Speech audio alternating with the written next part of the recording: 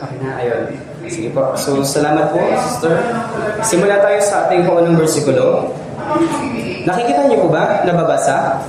Okay. Aklat ng mga Gawa, chapter 2, verse 42. Doon po sa verse 47. Basahin natin ang sabay-sabay in 3, 2, 1. Nanatili silang matibay sa turo ng mga apostol at sa pagsasama-sama, sa pagpuputol-putol ng tinapay at sa mga pananalangin, na nagpupuri sa Diyos at nagtatamo ng lugod sa lahat ng tao at idinaragdag sa kanila ng Panginoon araw-araw ang mga naliligtas.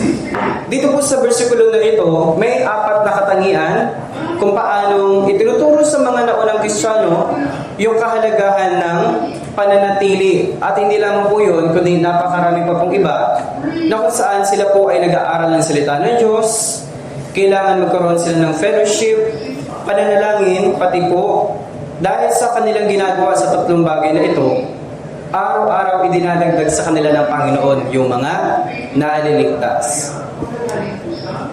Kaya ngayon, bibigyan ko po kayo ng trivia. Okay? Sa mga brothers and sisters, lalo po sa mga newly saved, pagkatapos ng maunawaan natin yung kaligtasan, ina-advise po namin na magpatuloy muna kayo sa church, tapos makinig ng salita ng Diyos, mag-join ng fellowship, sa pamamagitan din po ng testimony ng bawat brothers and sisters, makakakuha tayo ng idea. Ganito pala yung paraan paano mag-evangelize. Sa pananalangin, ganun din po. Kailangan ng prayer kasi dapat meron tayong tulong at gabay mula po sa salita ng Diyos. Pero hindi po natin magagamit yung salita ng Diyos kung wala po tayong tulong mula po sa Panginoon. Kaya kailangan natin idulog yun sa Panginoon, mag-pray po tayo. Pagkatapos ng 3 bagay na ito, tsaka tutulungan tayo ng Diyos kung paano mag-mature hanggang sa maligtas po yung mga mahal natin sa buhay. Ganito po yung progress. Pero minsan, kapag naligtas ka, may mga kapatid din naman na nakakapag-evangelize. Hindi naman po yun problema. Pero sa mga kapatid, lalo na po sa mga mahina pa sa pananampalataya, makakatulong po sa inyo ito. Focus muna tayo sa 3 bagay: Words of God, fellowship, prayer. Pagkatapos noon, tutulungan tayo ng Holy Spirit natin kapag once na marami na tayong nalalaman sa Biblia. Diba? Kapag dumating yung time, may mga kaklase ka o katrabaho ka, gusto mong i-evangelize, ngayon marami ka nang alam sa Biblia. Tutulungan mo na sila ngayon. Sasabihin mo na, di ba sabi sa kasulatan, John chapter 8 verse 32, at inyong malalaman ang katotohanan at ang katotohanan na magpapalaya sa inyo. Sa John chapter 5 verse 39, kailangan saliksikin ng Biblia sapagkat sinasaliksik ninyo ang mga kasulatan sapagkat iniisip ninyo na sa mga iyon ay mayroon kayong buhay na walang hanggan at iyon ang nagpapatotoo tungkol sa akin. Kaya di ba minsan kahit wala, hindi natin nadala yung Bible natin tapos may nakausap tayo biglaan. At least kahit paano, mayroon tayong sandata. Dala natin yung bala natin. Maipapahayag natin sa mga kasama natin. Pero sa ngayon, kung medyo hirap pa mag-evangelize, okay lang, walang problema. Naranasan ko po ito before. Pagkatapos ng salvation, ang dami ko pong mga ka-close, in-evangelize ko po sila. Pero mali pa yung evangelize na ginamit ko. Kasi nakikipag-debate na ako. Sinasabi ko na sa kanila yung maling katuruan. Pinapakita ko sa kanila yung Mateo chapter 13. Sabi ng Panginoon, yung mga masasamang nahasikan, tinitipon niya ng Panginoon, balang araw dadalhin niya sa impyerno. Kaya tinuturo ko agad sa kanila yung mga maling katuruan. Pero hindi pala. May tamang way pala para mag-evangelize. Pero yun, makakamit natin yun sa pamamagitan ng 3 paraan. Kapag natuto na tayo sa Words of God, sa fellowship, sa pamamagitan ng experience ng mga brothers and sisters, makakakuha tayo ng idea, and doon naman po sa pananalangin. So words, prayer, fellowship, then evangelism. Kaya sabi, idinaragdag sa kanila ng Panginoon araw-araw ang mga naliligtas. Ganito po yung way. Alam niyo po, di ba, sa sasakyan, mayroong pong 4 wheels. Kapag ang sasakyan, isa lang, o kaya naman 3, makaka-under ba? Hindi. Kawawa yung mga nagdadrive. Kasi hindi sila makakarating sa kanilang paroroonan kung ang gulong 3 lang. Malinaw? Ganito po. Tinatawag natin itong 4 wheels of Christian life. Sa ibang salin ang tawag 4 pillars of faith. Kaya dito po, sa una, salita ng Diyos, kaya ito po yung pag-uusapan natin po ngayong araw. Ano yung kahalagahan ng pagbabasa ng Biblia? Paano dapat tayo nagbabasa ng Biblia? Tuwing kailan nagbabasa ng Biblia? At ano yung magiging tulong nito para sa atin? Ito yung mga pag-uusapan natin ngayon. Itatakal ko po.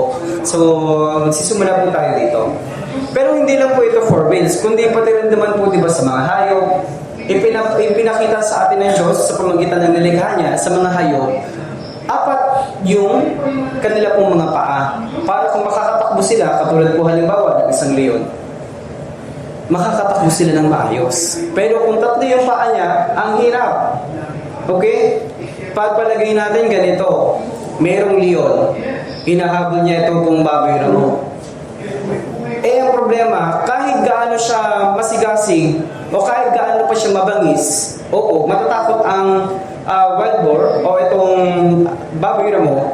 Pero kung ang isang paa niya may sugat, mayroon pong pilay, ayan, anong mangyayari? Makahabol niya ba ito ng maayos? Hindi. Kaya kalaunan, makakaramdam niya ng pagod. Kapag may pilay yung paa niya, makakatakbo po ito pong wild boar. Tapos ito naman po, hindi niya kakayanin. Mahihirapan na po siya. Mapapagod po agad siya. Ganun din po sa Christian life natin. Ang 4 wheels, ito pong 4 wheels na binigay ko po kanina ng ating Christian pamumuhay, kailangan kompleto. Hindi pwedeng magkulang. Halimbawa, nananalangin tayo sa Diyos. Nagfe-fellowship tayo kasama mga brothers and sisters. Tapos, nakakapag-evangelize din tayo. Pero may problema. Kapag wala tayong salita ng Diyos, hindi magiging stable yung takbo ng ating Christian life. Okay? Ito po yung paglago sa pananampalataya. Ito naman, yung may problema sa apat na gulong ng Kristiyanong pamumuhay. Isa lang ang maging problema na po lahat. O ito, pagpalagay natin, nagbabasa ka nga ng Biblia, nakikipag-fellowship ka sa mga brothers and sisters, nag-evangelize ka, wala kang prayer. Yung mga bagay na nagagawa mo, magiging knowledge yun, wisdom lang sa sarili mong kaunawaan. Kasi walang tulong ng Holy Spirit. Pero, kapano naman kung meron tayong Bible reading, nananalangin tayo, nag-evangelize tayo, wala tayong fellowship. May problema pa rin. Hindi natin maiintindihan ano yung nagiging cycle ng ating Christian life kung hindi tayo makikipag-fellowship sa mga brothers and sisters. Hindi natin maiintindihan ang bawat isa. Ganun yung magiging buhay natin. Pagpalagay natin, meron kang nanay, meron kang tatay, pero hindi mo alam kung paano yung pakiramdam na mayroong kapatid. Okay? So, ganun yung pakiramdam. Parang ganito din po. May Bible reading, mayroong prayer, may fellowship, pero wala naman pong evangelism. Sa part naman po na yun, mahirap para po sa atin lumago. At mahirap para sa atin na mag-sacrifice. Kasi yung evangelism, ito yung layunin ng ating buhay pagkatapos nating maligtas. Mula nung naligtas tayo, hanggang sa pagdating ng Panginoong Jesucristo, ito na yung buhay natin. Kaya ano sabi ng Biblia? Hindi ako mamamatay, kundi mabubuhay. At ang mga gawa ng Panginoon ay isasalaysay. Itong evangelism. Kaya dapat, kumpleto, maging matatag. Okay? Pag tumayo tayo sa harapan ng Diyos, dapat naka-stand yung katatagan ng ating pananampalataya sa pamamagitan ng 4 pillars ng ating Christian life. Kaya dito, pag-uusapan natin yung tungkol sa Biblia. Ano po sabi ng Biblia? Why do we need to study Bible? Bakit kailangan natin mag-aral ng Biblia? Siguro baka may iba dito, bago maligtas, ay nag-aaral na po talaga ng Biblia. Pero kahit mag-aaral po kayo ng Biblia, hindi nyo po talaga yan mauunawaan kung hindi pa kayo saved. Pero ngayon lahat ba, saved na? Ligtas na ba talaga? Kasi kahit ano explain natin dito, ay mahirap ipaliwanag kung hindi pa talaga ligtas yung iba. Pero saved naman na? Saved na? Okay, saved na. Words of God, mga Kawikaan chapter 5, verse 1 hanggang verse 2. Ito yung magiging resulta kapag lagi tayo nag-aaral ng salita ng Diyos. Basahin natin ang sabay-sabay. 3, 2, 1. Anak ko, pakinggan mo ang aking karunungan, ikiling mo ang iyong pandinig sa aking kaunawaan, upang mabuting pagpapasya ay iyong maingatan, at upang ang iyong mga labi ay makapagbantay ng kaalaman. Hahatiin ko po ito sa dalawang bahagi. Una, upang mabuting pagpapasya ay iyong maingatan. Sabi po, madidiscern mo ngayon kung ano yung tama sa mali. Sa pamamagitan po nag-aaral ng salita ng Diyos, malalaman mo ngayon kung yung buhay mo ba ay tama. Ginagawa mo ba ng tama yung buhay mo sa harapan ng Diyos? Paano mo malalaman kung hindi ka nagbabasa ng Biblia? Kaya ito po yung halaga ng Bible reading. Kasi kapag mas nalalaman mo, halimbawa sa Book of Proverbs, Kawikaan, siyang kumikindat, nalimutan ko yung kabuuan, masama pala yung pagkindat ay kasalanan. Tingnan mo, yung ginagawa mo kahit ang latest ka na. Pati sa mga sister, di ba? Abay kumikindat, si brother. Pero, hindi pala siya mabuti sa harapan ng Diyos. Isa yun sa mga halimbawa.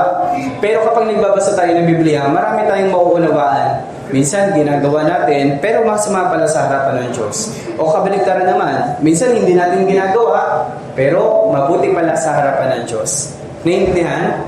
Okay, upang mabuting pagpapasya ay iyong maingatan. We can discern kung ano po yung tama sa mali. Pangalawa, upang ang iyong mga labi ay makapagbantay ng kaalaman.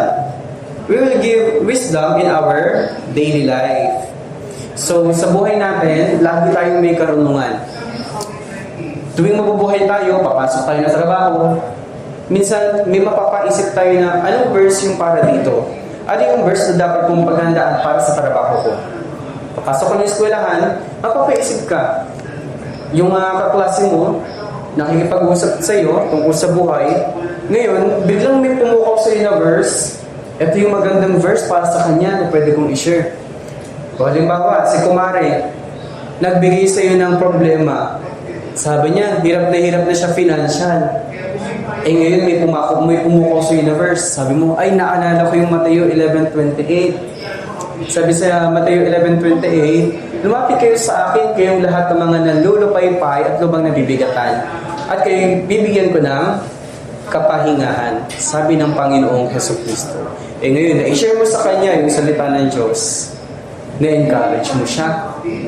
Kaya ngayon, na-evangelize mo siya ngayon. Kailangan pala lumapit sa Panginoon para magkaroon tayo ng kapahingahan sa ating kaluluwa. Kalaunan, manonood siya ng Bible seminar, pero yung verse pala na yon ay tungkol po sa kanyang espiritu.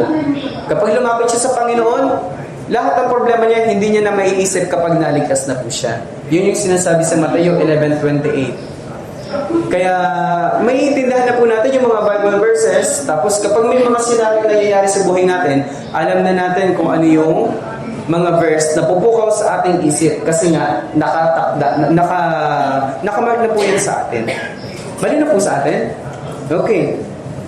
Next po. Halimbawa, ganito. Alam niyo kung anong shape ito? Ano po? Hula. Huwag kayong mag-google. Hula. Triangle. Okay. May iba, sabi nila, ito ay 10. Okay? May mga nagsasaliksik, ito mga tatlong estudyante ito. Tapos sabi naman ng isa, ano ka ba, mali yan, triangle yan. Alata naman eh. At ang sabi naman ng isa, abay, mukhang matalino. Gumamit pa ng ibang term, sabi niya, that's triangular cube. Abay, paiba-iba yung explanation nila. Yung iba naman, laking probinsya, kaya pag nakakita ng ganito, ay 10 yan, iho. Huwag mong ipagmayabang, matalino ka, 10 yan. Pero kung malalaman po natin ano yung totoo, madidiscern natin kung ano yung tama, yun na yung paniniwalaan natin. Kasi meron na tayong ebidensya. Ang totoong ibig sabihin nito ay triangular prism. Okay? Sa trigonometry, geometry, makikita nyo po ito, maski sa mga angular, sa mga angle na pinag-aaralan sa math. Ang tawag dito ay triangular prism. Ito lang po yung ibig kong sabihin. Minsan, pag may mga nakikita tayong bagay, katulad ng ginalimbawa ko kanina, senaryo, halimbawa, babalik tayo dun sa example ko kanina, si Kumare, may problema siya sa kanyang buhay. Humingi siya ng tulong sa iyo kasi nga namumblema siya financial.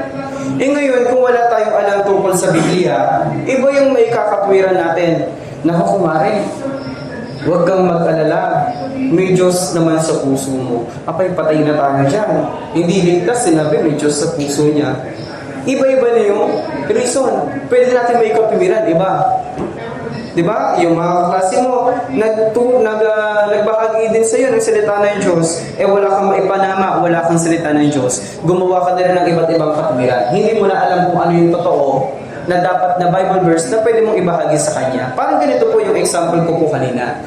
Kaya napakahalaga po na malaman din po natin yung katotohanan kahit na naligtas na po tayo. May mga bagay na hindi pa po tayo alam. Kaya tayo nag-New Beginner Bible Study kasi kailangan may ipuka po sa puso natin tsaka sa isip. Ito pala yung dapat nating sabihin. Okay? Kaya ano po, kailangan i-meditate natin yung salita ng Diyos araw at gabi. May mga nagtanong po sa akin, brother, paano ba magbasa ng Biblia? Tuwing kailan? Minsan noon, naibabagi ko po sa kanila, kapag may time ka, magbasa ka ng Biblia. Pero sa katunayan, Biblia po ang nagsabi, tuwing kailan? Deuteronomy chapter 6, verse 2. Basahin niyo po ng sabay-sabay. In 3, 2, 1.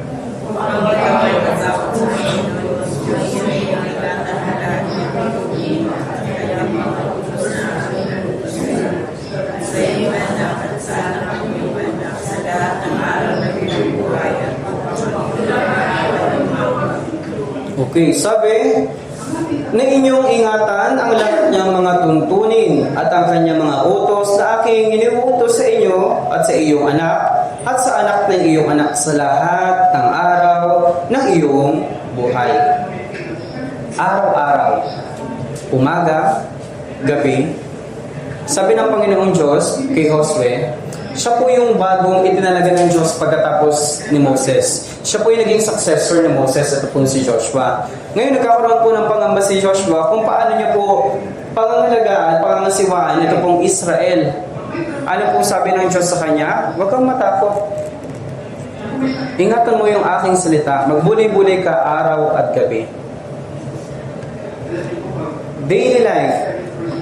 Hindi lang pag may time ka. Hindi lang kapag available ka. Pero better, magbasa tayo ng Biblia umaga at saka gabi. Araw-araw, gawin yung gabi natin. Isa sa mga natutunan ko po, para matuloy yung pagbabasa ko ng Biblia, ginawa ko pong resolution. Okay, Bible reading, dapat magsaset tayo ng schedule. Kasi kapag sinasabi mo, kapag may available time ka, kahit anong araw, babasa ka ng Biblia. Minsan hindi po yun nasusunod.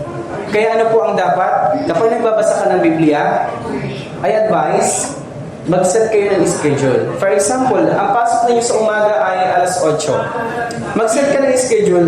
Every 6 a.m., dapat gigising ka na nun. Kasi 6:30 a.m., babasa ka na ng Biblia. Tapos, ilang oras na nagbabasa ka ng Biblia, dapat may i-consider mo rin yun. Halimbawa, isang oras ang gugugunin ko sa umaga, magmula 6:30 a.m. to 7:30 a.m., yun yung time kung saan nagbabasa ako ng Biblia. Iset nyo, lagay kayo ng alarm clock kasi mahalaga po yun. Ganun po yung karanasan ko. Ito po yung i-share ko po sa inyo ngayon. Kasi kapag meron lang tayong available or nasa isip natin araw-araw, pero wala tayong na-set na kung anong oras, mahirap. Minsan hindi natin nasusunod kasi hindi natin namamalayan. Hindi na pala tayo nakapagbasa ng Biblia kasi busy na tayo na ipapriority natin yung ibang bagay. At isang advice ko kung bakit umaga at saka gabi, umaga kasi maganda po yung atmosphere ng paligid. Lalo na kung may mga naka-experience na po dito, nagbasa ng madaling araw, umaga. Yes po, ang sarap sa pakiramdam. Pili mo kapag nagbabasa ka, parang andun ka sa senaryo. Binasa ko yung Book of Joshua, madaling araw, puro digmaan. Pakiramdam ko, parang andun ako eh. Parang andun ako sa panahon nila. Nangingilabot din yung balahibo ko. Ganito yung mga nasagupa nila, napatay nila, nasakop nila ng mga lugar. Hindi lang po yun. Bakit din gabi? Kasi gabi, pagkatapos ng mga gawain sa buhay po natin, minsan napapagod tayo. Tapos kuminsan parang iba na yung nasa isip natin. Nagiging busy tayo, nai-stress tayo sa ganung bagay. Kaya bago tayo matulog, magkaroon tayo ng pagkaroon ng kalmadong isip sa pamagitan ng pagbubulay-bulay ng salita ng Diyos. Ito yung isa sa mga ginagawa ko before. Maaari siguro pwede nyo pong gawin. Sa umaga, ang ginagawa ko po, nagba-Bible reading ako, Book of Proverbs. I-share ko po sa inyo mamaya kung bakit ako nag-Book of Proverbs daily, every morning. Tapos sa gabi, tuwing gabi naman, nagbabasa ako ng Biblia. ng kung anong book ako natapos. Halimbawa, Matthew chapter 24. Susunod, doon ako sa book of Mark chapter 1. So tuloy-tuloy po siya. Naiintindihan niyo po? Ito po, advice ko lang po na ibinabahagi po sa inyo. So, hindi lang po ito sermon, kundi may mga gusto lang din po akong ibahagi sa inyo na maaaring makatulong din po. Lalo na sa mga newly saved. Bilang danas na rin po namin, mahirap po kapag hindi tayo nagsiset ng schedule. Kasi kapag umaga, ganito po ang nangyayari. Pagising niyo po ng umaga, hindi mo alam kung ano yung nakakalabit mo eh. Tapos ang nakalabit mo pala, cellphone. Eh di anong nangyari ngayon? Nag-open ka ngayon ng cellphone. Mahirap ngayon. Kasi ang nasa harap mo na cellphone, sisilip ka lang na konti, tapos hindi mo namamalayan, humahaba na yung oras. Ano ang hawak natin tuwing umaga? Cellphone, Biblia. Yung totoo. Ha? Seblia. May Seblia. Cellphone, Biblia. O kung noon, di ba, cellphone, pero ngayon, subukan na po natin. Isagawa natin kung ano po yung bagay na naibahagi ko rin po sa inyo. Promise, totoo po yun 100%. Gamitin niyo po yung bagay na yun. Mag-set kayo every morning. Kung nagigising kayo, alauna na ng tanghali, wag muna niyo nang isipin kung ano yung gagawin ninyo. Gising kayo alas 12. Okay, doon kayo magbasa ng Biblia. Sa mga call center, kung may pumapasok dito ng gabi. Pero ganun po. Pero sana, ang laging opening natin, Bible, hindi po cellphone. Laging bukas. Pag nagising pa lang ng umaga, buklat agad ng Biblia. Okay? O para hindi kayo, ang tawag dito? O para magkaroon kayo ng challenge, gusto niyo ng mas challenge, o bago dumilat, buklat muna ng Biblia. O, kaya ba yon? Pagising mo ng umaga, hindi ka pwedeng dumilat, buklat mo ng Biblia. Hindi, biro lang. Pero mahalaga po yung pagbabasa ng Biblia, lalo sa umaga. Makakatulong po yan sa atin. Kasi alam niyo po, isa din po sa experience ko, kapag nagbasa ka ng Biblia sa umaga, tapos before ako pumasok ng trabaho, yung na-meditate ko ng umaga, hanggang pagdating ko ng trabaho, hanggang tanghali, pumupuko pa rin siya sa isip ko. Ito yung Matthew chapter 6 verse 21 na yung kayamanan ay kung nasa lang yung kayamanan, naroon din ang iyong puso. Parang nagiging mindset ko siya. Kaya kahit nasa trabaho ko, ano bang mahalaga?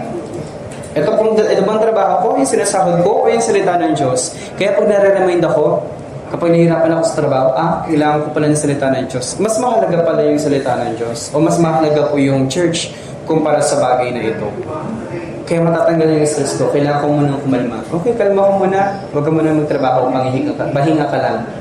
Kasi kapag nasimulan na tayong ma-pressure, tuloy-tuloy na yan eh.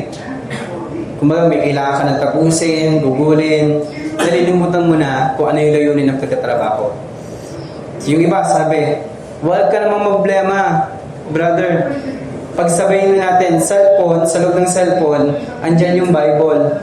Kaya yung iba, anong ginagawa? Diba? Mag-i-install ng Bible doon, application doon sa cellphone. Wala pong problema ito. Okay? Pero ugalain po natin na bumili ng Biblia. Meron tayong binibenta dito, Biblia, pero hindi po ako nag-endorse. Pero ito po ay laking tulong po sa inyo kapag bumili kayo ng Bible. Kasi yung Biblia, kapag nagbubuklat kayo mismo sa Biblia, mas mainam nyo pong meditate. Kumpara po sa kapag nagumamit kayo ng cellphone. Minsan kapag may nag-pop up, mapapasilip ka, naka-open pa yung internet mo. Minsan hindi ka makakapag-open ng application kapag walang internet eh. May mga ganong application doon sa Bible. Kaya advice po namin, Biblia, bili po kayo kung wala pa. Ngayon kung meron na, simulan na po natin buksan. Importance ng Bible reading, ipapaliwanag ko po isa-isa. Una, words of God is our daily spiritual food. Ito po yung araw-araw po nating pagkain. Kaya kailangan kumain din po tayo ng salita ng Diyos. Umaga, tanghali, gabi. Kung 3 beses sa isang araw, magbasa ka ng Biblia, walang problema, much better yon. Pero kung bago pa lang, hindi pa kaya, simulan niyo muna umaga, tapos gabi. Anong dahilan? Unang Pedro, Kapitulo 2, versikulo 2. Gaya ng mga sanggol na bagong silang, ay may tingin ninyo ang inyong malinis na spiritual na gatas. upang sa pamamagitan nito ay lumago kayo tungo sa kaligtasan. Kailangan mithiin natin yung malinis na spiritual na gatas. Kasi sa pamamagitan po nito, mas higit po tayong lalago. Kasi tayo po, mga baby Christian pa lang po tayo. Huwag natin isipin sa sarili natin ay malugo na ako, marami na akong alam sa Biblia. Walang sino mang baby Christian na marami nang alam sa Biblia. Okay? Lalo na kung matagal ka, pero kung matagal ka na nakakapag-attend ng church, hindi ka pa safe, tapos ngayon pa lang nakaunawa, consider po natin yon, yung bagay na yon. Pero ngayon po, sa mga baby Christian, mahirap po sa atin sabihin natin malugo na agad tayo. Walang sino mang sanggol kumakain na ng longganisa. Wala po, kahit nga painumin mo ng tubig, bawal eh. Kailangan gatas lang po ng nanay. Okay, minsan, kahit anong gatas yung magiging effective para po sa ating mga anak. Okay? Sabi po, mithiin ninyo ang malinis na spiritual na gatas. Isipin po natin ang salita ng Diyos. Ito po yung spiritual na gatas. Okay? Kapag hindi ka po uminom ng gatas, bilang isang sanggol, iiyak-iyak ka sa magulang mo, gugutumin ka. Ganoon din po. Ang spiritual natin, nakatangian, nagnanais din po yan araw-araw ng salita po ng Diyos. Napakahalaga po ng Biblia para po sa ating buhay. Kasi kung hindi ka nakakain ng salita ng Diyos sa isang araw, ang hirap na po. Parang masusunod na po siya ng ilang mga araw, hindi ka na makakapagbasa ng Biblia. Hanggang sa yung puso mo, wala nang desire. Pero kung umiinom ka ng gatas, tapos yun yung nanaisin mo ulit. Palagi, iinom ko ulit ng gatas, hanapin mo araw-araw. Sa Biblia, ganun din. Kapag nagbasa ka, especially, halimbawa, di ba maraming mga Bible story sa Biblia, tapos, time's up na. Tapos ka na magbasa ng Biblia. Pero nabiting ka doon sa kwento. Halimbawa, andun ka sa time kung saan ang Panginoong Jesucristo, nagpapakain siya ng 5,000 katao. End na agad. So, kasi kailangan mo nang tapusin, may isang oras ka lang. Tapos, inaantok ka na, syempre, parang, di ba, pag natatapos tayo magbasa ng Biblia, hindi natin may pagpaputuloy, excited ka kung ano yung malalaman mo sa susunod na kwento eh. Ganun yung pakiramdam natin minsan. Para siyang sa pelikula, abangan ang susunod na kabanata. Parang ganun. Kaya pag nagbabasa din tayo ng Biblia, parang na-excite tayo. Alam ko yung susunod na mangyayari dito sa kwento. Kaya kapag inaaraw-araw mo yun, na-excite ka. Pero kapag ang pelikula, isipin ninyo, natapos na yung ikaw unang episode, pero ang tagal mo nang hindi nakapanood. Tapos, ang tagal mong hinantay yung ikalawang episode, hindi pa rin dumarating. Parang nawawalan ka na ng desire. Ganun din po sa Biblia.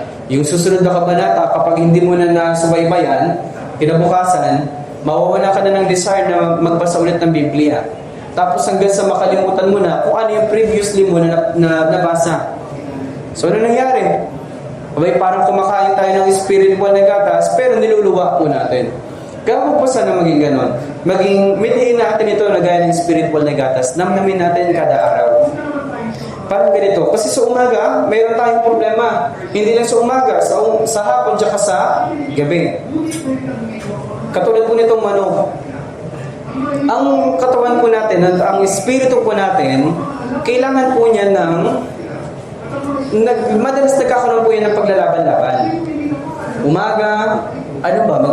Sa cellphone ba ako? Sa gabi, ano ba? Cellphone ba ulit o Biblia? Kaya ano po nangyayari? Ito parang Bible, ito pong white manok. Ito naman pong black manok, siya naman po ay cellphone. Pero paano natin mapapagtugumpayan? Alam niyo po ba kung sino mananalo dito sa Biblia at sa cellphone? Alam niyo po? O hindi pa? Malalaman natin kung sino yung madalas nating pinapakain. Kung ang puting manok ay madalas nating pinapakain, ito yung magiging maliksi. Kaya niyang makipaglaban. Pero kung gugutumin natin ito pong itim na manok, hindi natin papakainin ng ilang araw, manghihina yan. Ilaban natin ngayon sa sabong. Sinong mananalo? Yung puti o yung itim? Yung puti. Kasi ito yung lagi nating pinapakain. Ito yung lagi nating iniingatan. Sa Biblia, ganun din. Kung ang Biblia lagi natin ginagamit, binabasa, kumpara kay cellphone, mas tatatag yung ating spiritual na pamumuhay. Ito po yung mananalo, yung pong salita ng Diyos ay mananaig sa atin. Ganun din po, labanan ng laman at ng espiritu. Kailangan manalo yung ating espiritu. Kaya ano po sabi ni Apostol Pablo, kahit siya, nangangarap po siya ng salita ng Diyos, mayroon pa rin paglalaban sa pamamagitan ng kanyang laman at ang espiritu. Isipin mo si Apostol Pablo nakita niya pa mismo si Jesucristo ng mukhaan. Pero sa atin, tayo po na nakapanood ng Bible Seminar, hindi po natin nasaksihan yung itsura ng Jesucristo. Pero nakuunawa tayo ng kaligtasan. What more pa sa atin? Mas matimbang sa atin ang laman kumpara sa Espiritu. Kumpara kay Apostol Pablo. Ano ang dahilan? Yung kaligtasan mo, nasave ka, yung iba dito, 1 taon, 1 buwan lang, ganun pa lang, baby Christian pa lang. Pero isipin mo yung laman mo, ilang taon na, ilang taon yung birthday mo. Meron dito, ba nasa 90s na, 2001, mga ganun. Ang ibig ko sabihin, ang habang panahon na nang ginugol ng katawan mo. Kaya sanay na po yan sa makamundong bagay. Pero ang espiritu natin bago pa lang. Kaya mahirap para sa atin paglabanan yung laman. Ito yung dahilan kung bakit nahihirapan tayong paglabanan ang laman. Kaya ngayon kailangan natin punuan ng salita ng Diyos. Para sa gayon, mas higit niyang mapagtagumpayan yung pong pagnanasa ng mga laman.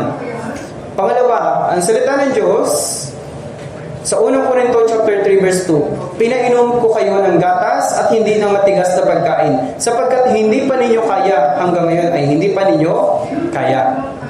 Sabi ng Apostol Pablo, hindi natin kaya pa. Kaya huwag natin pilitin na mag-aral kuminsan ng Biblia ng mga mahihirap na salita ng Diyos. Diba, may mga kwento sa Biblia, yung mga story ng mga lumang tipan tungkol sa mga hukom, sa mga judges, tapos pinipilit natin unamain. Yung Levitico, ganun din. Abay, ang sukap ng ganitong tabernakulo ay mayroong argolyang ginto na kailangan ipasok doon sa kabanantipan. Anong ibig sabihin nun? Baka mamaya gumawa na tayo ng sariling interpretasyon. Kaya huwag muna. Sabi ni Apostol Pablo, uminom muna kayo ng spiritual milk kasi hindi nyo pa kayang unawain yung ibang mga bagay. Hanggang ngayon kasi ay makalaman pa yung iba po sa atin. Nang ibig ko pong sabihin, nananatili pa rin yung makalaman sa atin. Anytime, pwede pa rin po tayong matukso. Kaya gatas po muna. Sumunod, ito po yung paraan para ma-forsake natin yung mga dating kasalanan. Sa Biblia, 1 chapter 2 verse 1. Basahin po natin ang sabay-sabay, 3 to 1. Mga mili kong anak, ang mga bagay na ito ay sinusulat ko sa inyo upang kayo'y huwag magkasala. Yes po, upang tayo'y huwag magkasala. Mag-forsake natin yung ating kasalanan kung lagi tayo nagbabasa ng Biblia. Okay?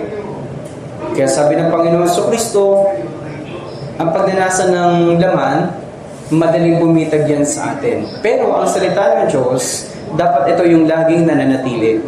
Nung panahon kung saan tinukso ni Satanas itong si Mateo, lagi niyang ginagamit yung salita ng Diyos.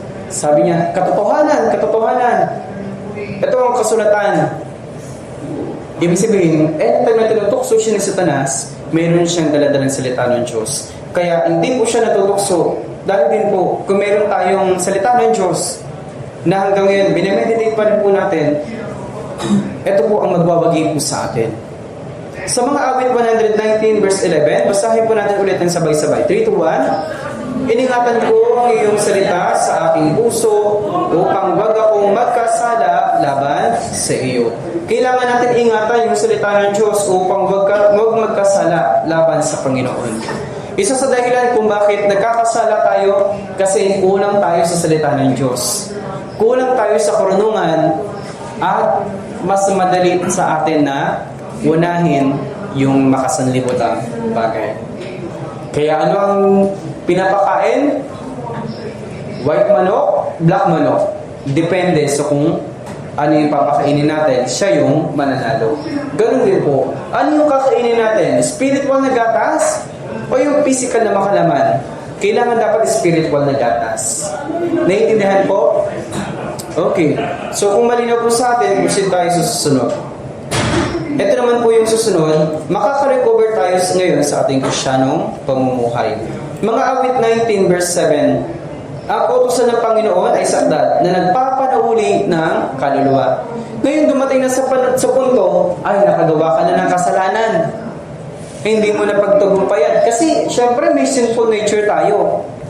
Mayroon pa rin tayo likas na pagkamakasalanan. Kaya ngayon nakagawa ka na ng kasalanan. Tapos ang resulta, nagkaroon ka ngayon ng konsensya mo sa puso. Naku po, nakakatakot.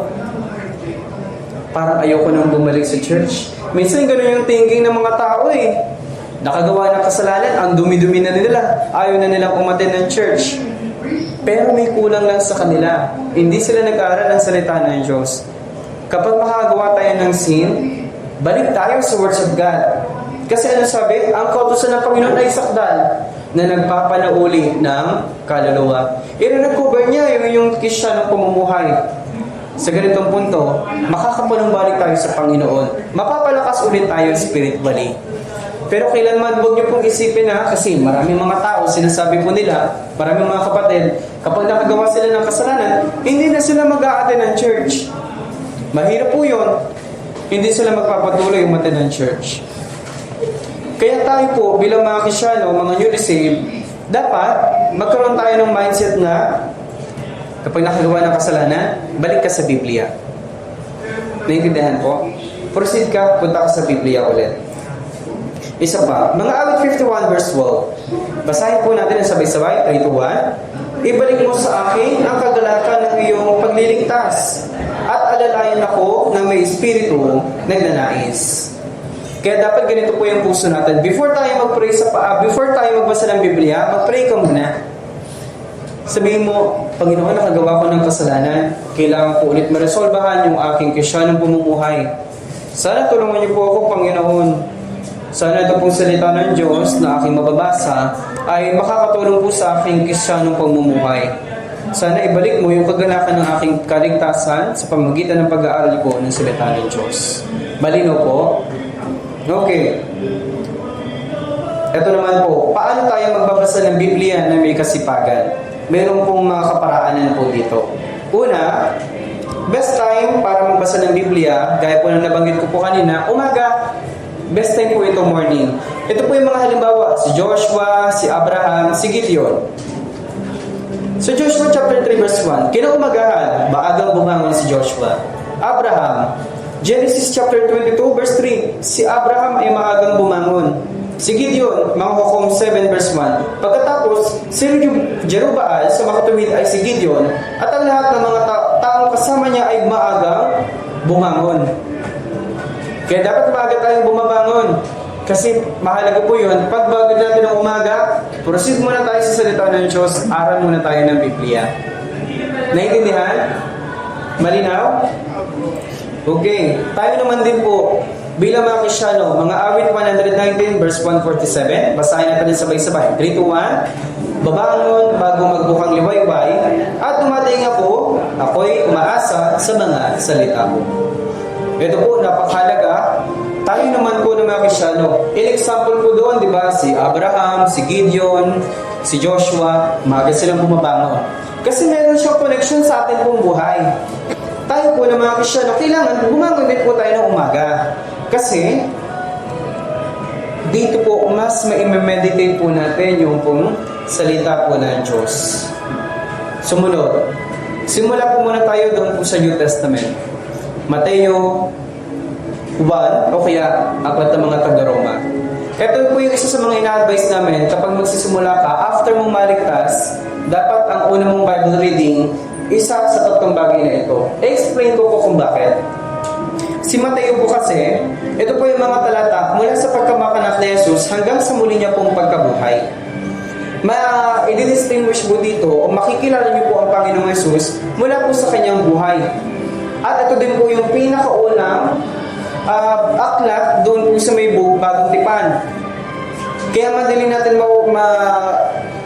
may step by step patuloy yung pong salita ng Diyos. Magsisimula tayo kay Mateo, sunod kay Marcos, sunod kay Lucas, sunod kay Juan, hanggang sa mga gawa, mga taga-Roma, unang Korinto. Tuloy-tuloy na po yan hanggang Apokalipsis. Pwede nyo pong simulan yun. Para makita nyo po yung flow na habang nagbabasa kayo ng Biblia. Mula sa panahon ni Jesus Namatay siya, muli siya nabuhay, tapos sa pagkabuhay niya, umakyat siya sa langit. Tapos, yung sumunod na mga gawa, kaya itinawag na aklat ng mga gawa dahil yung mga apostol na mga agalagad na ng Panginoong Jesucristo, yung nagsimula, nagpatuloy ng kanya pong journey ng Panginoong Jesucristo. Kaya naging aklat ng mga gawa, panahon na mga gawa, nabuhay, ito pong, nakilala, ito pong si Pablo. Sa panahon ng kabataan niya, si Pablo ay naging taga-usig siya ng mga Kristiyano. Pero kalaunan, nagpakita ang Panginoong Jesucristo sa kanya, pagdating ng kalagitnaan ng Book of Acts, ano na po ang ginawa niya? Siya na po yung nangangalan sa salita ng Diyos. After Book of Acts, dumating na sa Book of Epistle. Yung po yung Roma, Corinthians, Galatians, Ephesians, Philippians, mga salita ng Diyos, na yung mga salita na mula po kay Pablo, i-deliver niya yung kanyang pong mensahe sa iba't ibang mga churches. Kasi may mga iba't ibang problema yung pong mga iglesia, may mga kahirapan sila, kaya isa-isa sila binibigyan ng mensahe ni Apostol Pablo. Ganon, katulad din po, pagdating po ng mga aklat ng mga epistles, proceed, doon naman po kay Philemon, or kay Tito, sa marami pang iba, kay Timoteo, ang dami pa po. Sila naman po yung isa-isa binigyan ng mga kasulatan. Kasi iba din po yung senaryo nila. Katulad ni Timoteo, bilang isang kabataan, ganito mga ng ebanghelyo, ganito mamuhay bilang isang Kristyano. Kay Tito, ganun din. Ikaw ay iniwan ko doon sa Creta, sabi ni Apostol Pablo. Anong reason ba't siya iniwan? Kasi para pangasiwaan niya yung iglesia doon sa Creta. Hanggang sa pagkatapos na yun, nag-proceed naman tayo doon kay Santiago, kay Pedro, kay Juan, mga kasulatan nila. Pagkatapos nila, last na, ang aklat ni Juan, hindi ito si Juan tagapagbautismo, ito po si Juan na John the Beloved. Yung Juan na may pagmamahal para kay Jesus. Siya po ang nagsulat ng Book of Revelation, ipinakita sa kanya kung ano yung mangyayari sa hinaharap. Ito po ay summarization ng New Testament na ibinahagi ko po sa inyo para magkaroon po kayo ng idea ano po yung magiging flow. Ngayon, kapag nabasa kayo ng Biblia, kayo na po yung makakaranas. Ganito pala yung kwento ng Biblia. Madali nyo nang mauunawaan. Ngayon na po kay John. Mas detalye po kasi yung tungkol sa Ebanghelyo at lalo na explanation tungkol po sa pagkapanganak na muli. So, ganun din po. May direksyon ng ating Bible seminar at yung Kristyanong pamumuhay. Sa Roma chapter 1, tungkol sa ipinapakita yung mga ebidensya, yung paglikha ng Diyos. Chapter 2, chapter 3, chapter 4, ito yung Bible Seminar, session 1, session 2, session 3, tungkol sa Israel, session 4, tungkol sa kanilang kasalanan, session 5, yung kanila naman kung kaligtasan, sa chapter 5, chapter 6, yun na, pagkatapos sa kanilang kaligtasan, ano na po yung gagawin nila? Kaya nga sabi sa chapter 6, verse 1, magpapatuloy ba tayo sa pagkakasala upang ang biyaya ay sumagana? Kaya wag na wang mangyari sapagkat tayo nabuhay na nabuhay na mula sa pagkamatay, paano ba tayo mabubuhay pa roon? Sabi ni Apostol Pablo. Kaya mula sa chapter 6 hanggang sa dulo ng bahagi ng aklat ng mga taga-Roma, ito na po ay tungkol sa kanyang Christian life. Naiintindihan po? Di ba kung makikita niyo po yung flow ng Biblia, may connection pala ito sa Bible Seminar at may connection din pala ito sa buhay natin. Madali po natin maiintindihan ngayon. Kaya mahalaga po talaga yung salita ng Diyos. Next po, kaya ako yung pinaliwanag kanina kung bakit nagbabasa ako ng Book of Proverbs daily. Kasi sa isang buwan, meron tayong 31 days. Ganito po subukan ninyo kada araw. Book of Proverbs, nagkakontain niya ng 31 chapters. 31 chapters nito, isang chapter sa isang araw, simulan nyo. Pwede po yun. Sa Book of Proverbs, chapter 1, tungkol sa karunungan ng Panginoon, tungkol sa karunungan na ibinigay kay Solomon. Kaya ang ganda po nun. Tapos chapter 2, ito naman yung second day, chapter 3, third day ng month of ganito. Fourth day naman, fourth chapter naman. Subukan nyo para kung halimbawa, pag-gising nyo ng umaga, anong araw na nga ngayon?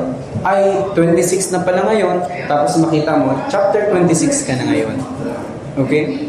So, ganun, maganda po at napakaganda kung tutuloy-tuloy po natin ito. Pero, hindi lang po ito yung Proverbs. Pagkatapos mo, halimbawa, mag-aaral ka po ng chapter 1 po nito, proceed ka. Either Book of Psalms, o kaya naman, Ecclesiastes. Tapos sa gabi, ituloy mo yung binabasa mo sa Biblia. Or vice versa, pwede naman po yung sa umaga, kung ano yung tinutuloy mo ng pagbabasa ng Biblia. Sa gabi, Book of Proverbs, o kaya naman, Psalms or Ecclesiastes. Habang sa lumalago ka na, meron na tayong meditation, Bible reading meditation. Pwede nyo na pong gamitin yon. Pero so ngayon mo po muna, kasi ngayon January, Genesis ang ano natin. Genesis, Exodus, Leviticus, mapunta kayo doon, ang hirap unawain. Kaya ngayon, aralin niyo po muna yung ganitong paraan. Malaking tulong po ito. Kaya ito po yung ating New Beginner Bible Study, second session about words of God. Okay po? Malinaw po sa atin? Okay. Maraming salamat po.